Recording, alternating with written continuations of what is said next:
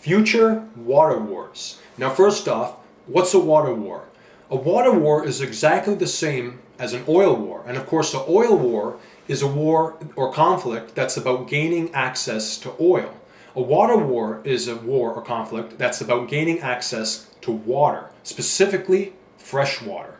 Now some quick facts about water. 70% of the earth is covered in water.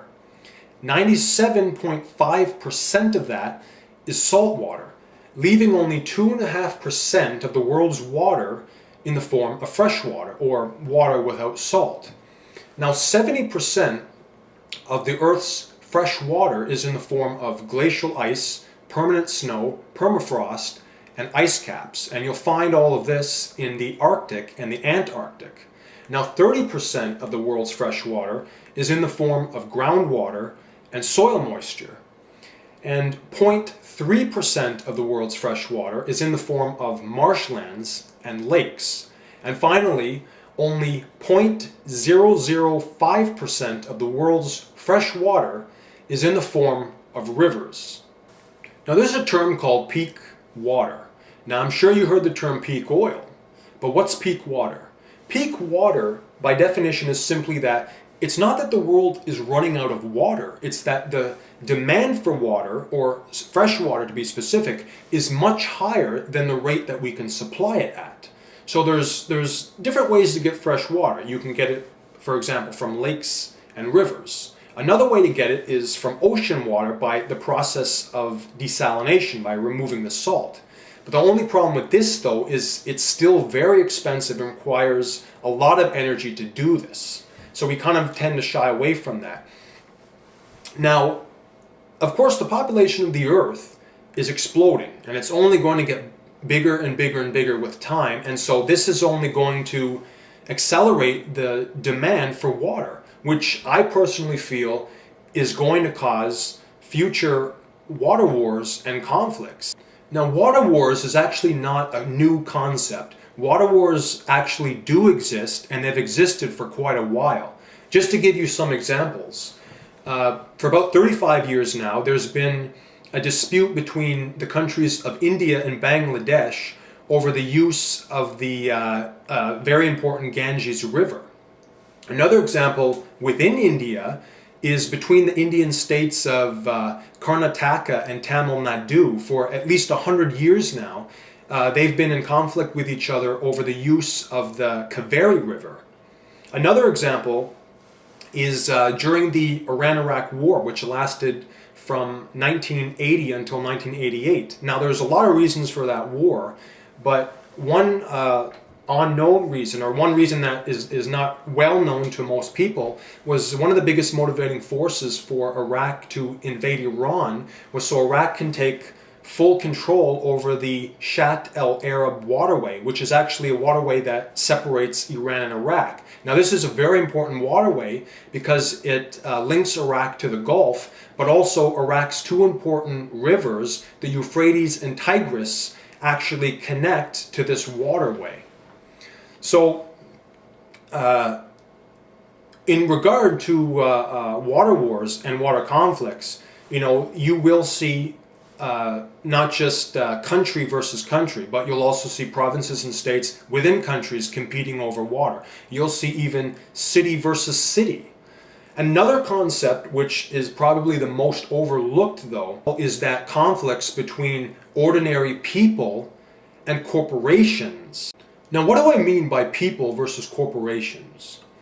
Now, most people are probably not aware that right now, companies all over the world are actually buying sources of water. For example, rivers, lakes, ponds, streams. They're actually buying sources of water, meaning these corporations own the water. They own the water. So you would actually have to pay them to access this water.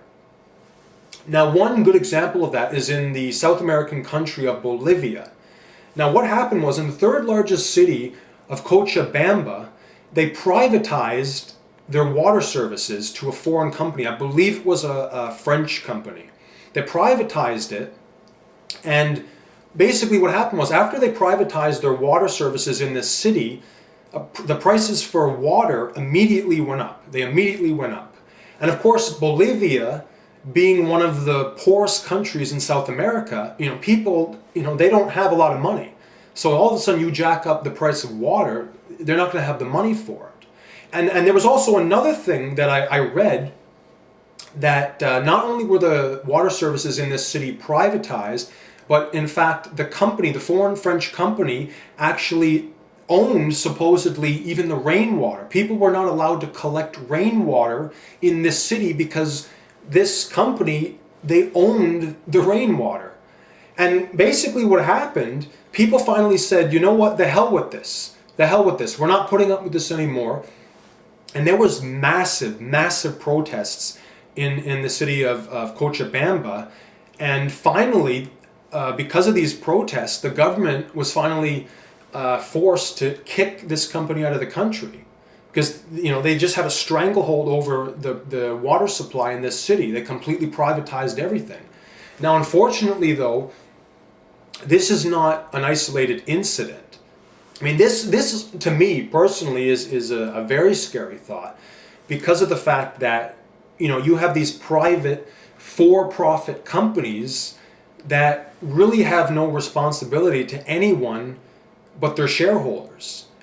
Now this, of course, is a lot like how the oil industry works, but there's a big difference between oil and water.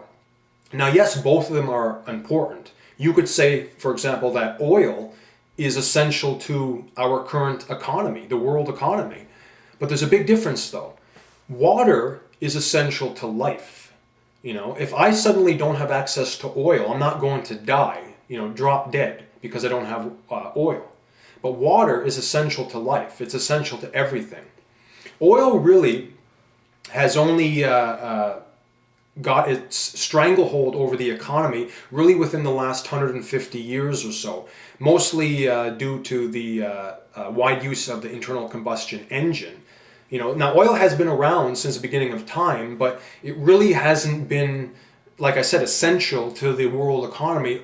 Now I do personally feel that, oil won't have a stranglehold over the economy forever. Eventually, one day, we as humanity will become more technologically advanced and will move simply beyond oil. Now I don't think oil will become obsolete, but it just won't have a stranglehold over the economy anymore as we invent and innovate, new alternative fuel sources and things that, I probably can't even think of or no one's even thought of yet. But the difference is, with water, you're never going to move beyond water. 1,000 years from now, assuming we haven't destroyed ourselves with nuclear war, we're still going to need water. It's essential to life. That's the difference between oil and water.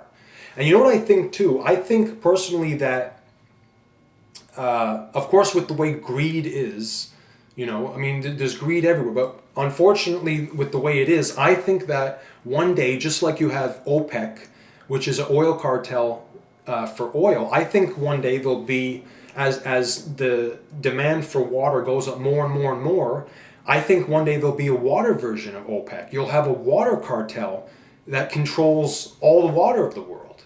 And I think also, just like you have a barrel of oil with an official price, eventually you'll have a barrel of fresh water will have an official price, and that will probably be traded on the New York Mercantile Exchange. Just like with oil, it will have an official price per barrel. I think you'll see that one day. And you might even see, just like how with the COMEX, you can buy paper gold and paper silver, almost like little certificates that says an X amount of the metals you own. I think you'll see the same thing with water. Eventually water will have, like a little certificate. It will say, you own X amount of liters or X amount of gallons of fresh water. And it will be basically paper water. And just like you have oil speculators, there'll probably be water speculators. It will be basically the complete commoditization of water. That's exactly what it will be. I saw a recent documentary that actually talks more about the privatization of water.